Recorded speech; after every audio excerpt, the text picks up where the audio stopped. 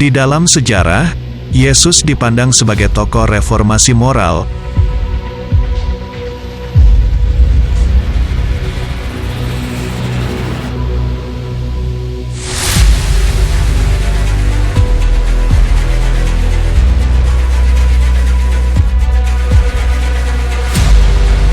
Tokoh revolusi politik, dan seorang rabi yang penuh karismatik.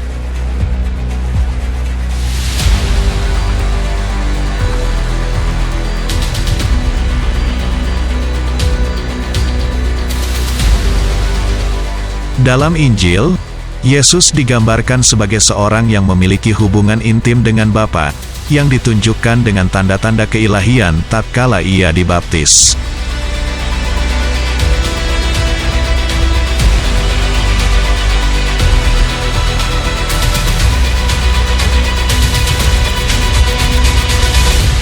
Engkaulah anakku yang kukasihi, kepadamulah aku berkenan.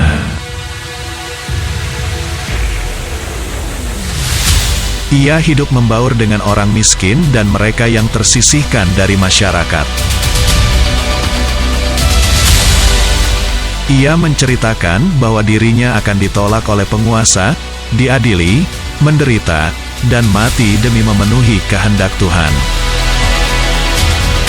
Sebelum kita lanjut, tekan tombol like, subscribe, dan tanda lonceng, supaya dapat notifikasi dari kami setiap kali kami mengupload video terbaru. Di-share juga ke teman-teman kalian jika video ini bermanfaat. Mari kita lanjut.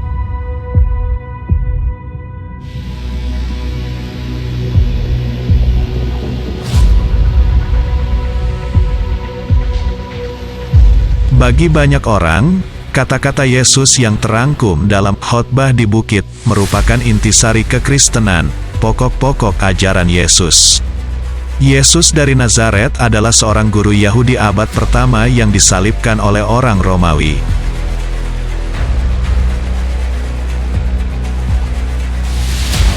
Orang-orang Kristen percaya bahwa Yesus telah bangkit dari kematian. Ia juga disebut sebagai anak Allah. Melalui Yesuslah Allah menampakkan diri kepada dunia, dan melalui kematian Yesus dunia didamaikan kembali dengan Allah.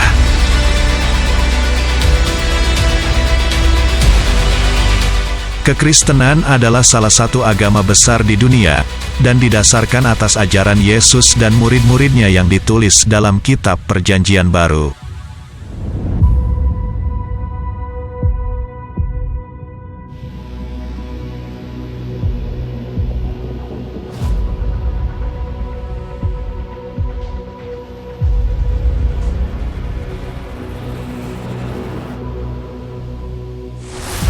Salam hai engkau yang dikaruniai, Tuhan menyertai engkau.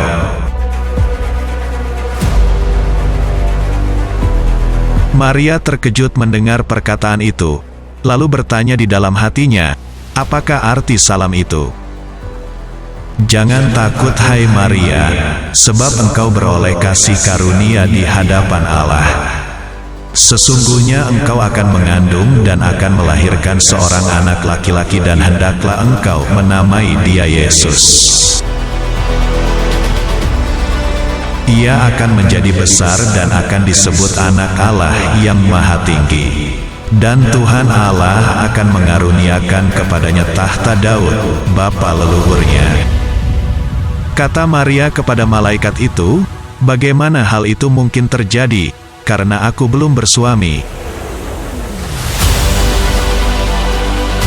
Jawab malaikat itu kepadanya, Roh Kudus akan turun atasmu dan kuasa Allah yang Maha Tinggi akan menaungi engkau. Sebab itu anak yang akan kau lahirkan itu akan disebut kudus, anak Allah. Dan sesungguhnya, Elisabet, sanakmu itu, ia pun sedang mengandung seorang anak laki-laki pada hari tuanya, dan inilah bulan yang ke-6 bagi dia, yang disebut mandul itu. Sebab bagi Allah tidak ada yang mustahil. Kata Maria, Sesungguhnya aku ini adalah hamba Tuhan. Jadilah padaku menurut perkataanmu itu." Lalu malaikat itu meninggalkan dia.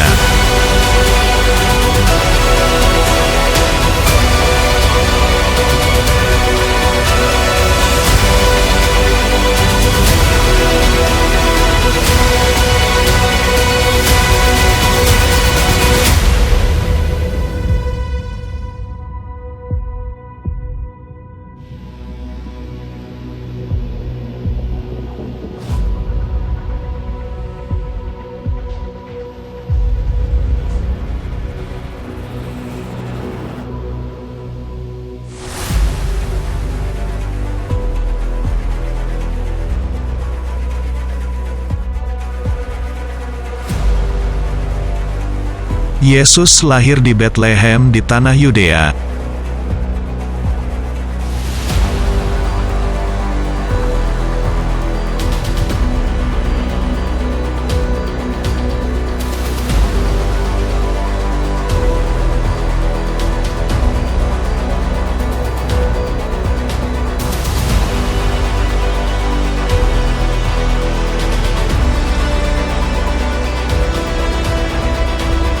Ia dibesarkan di Nazaret dan menjadi pengkhotbah selama 3 tahun. Selama waktu ini, ia menarik banyak pengikut yang terkesan dengan interpretasinya atas hukum Taurat Yahudi dan disertai dengan mujizat-mujizat.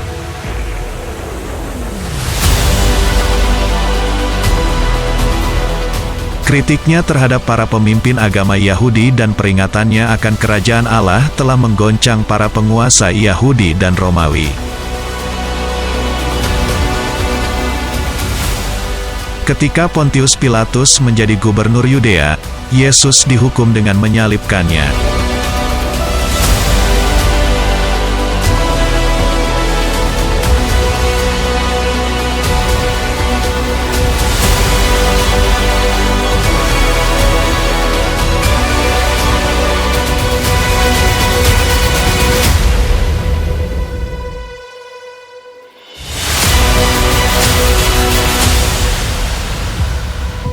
Penyaliban adalah bentuk hukuman yang dijatuhkan penguasa Romawi terhadap penduduk non-Romawi yang mengancam kekuasaan Romawi.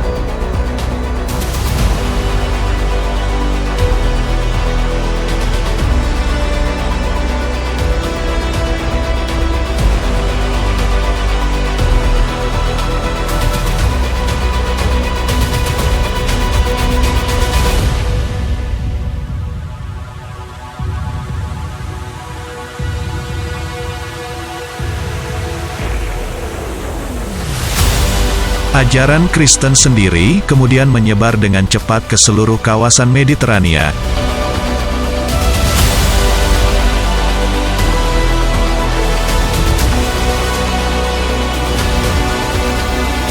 Meskipun pada abad pertama ditindas secara keji oleh Kaisar Romawi, Claudius dan Nero. Pada akhir abad pertama Masehi, penguasa Yahudi di Filistin, Palestina, menerapkan kebijakan-kebijakan yang dimaksudkan untuk membedakan orang Kristen dari orang Yahudi.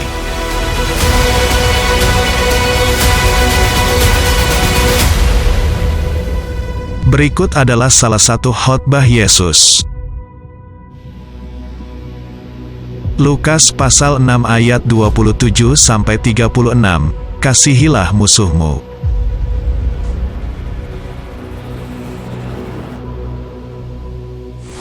Tetapi kepada kamu yang mendengarkan aku berkata, kasihilah musuhmu.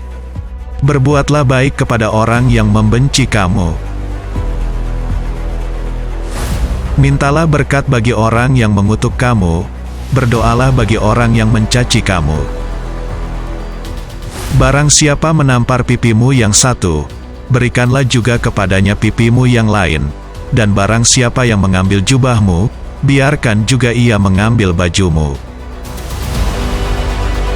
Berilah kepada setiap orang yang meminta kepadamu, dan janganlah meminta kembali kepada orang yang mengambil kepunyaanmu. Dan sebagaimana kamu kehendaki supaya orang perbuat kepadamu, perbuatlah juga demikian kepada mereka. Dan jikalau kamu mengasihi orang yang mengasihi kamu, apakah jasamu? Karena orang-orang berdosa pun mengasihi juga orang-orang yang mengasihi mereka. Sebab jikalau kamu berbuat baik kepada orang yang berbuat baik kepada kamu, apakah jasamu? Orang-orang berdosa pun berbuat demikian. Dan jikalau kamu meminjamkan sesuatu kepada orang, karena kamu berharap akan menerima sesuatu daripadanya, apakah jasamu? Orang-orang berdosa pun meminjamkan kepada orang-orang berdosa, supaya mereka menerima kembali sama banyak.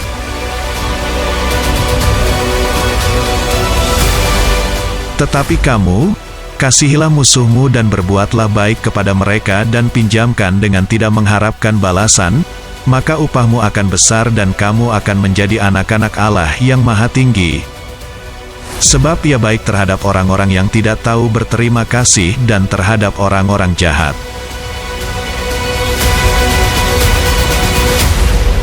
Hendaklah kamu murah hati, sama seperti Bapamu adalah murah hati.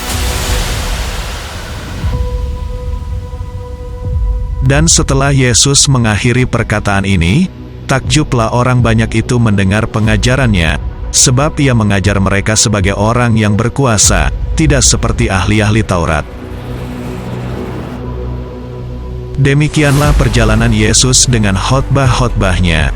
Semoga paradigma kalian tentang penggagas pidato terhebat dunia semakin bertambah. Sampai jumpa di episode berikutnya.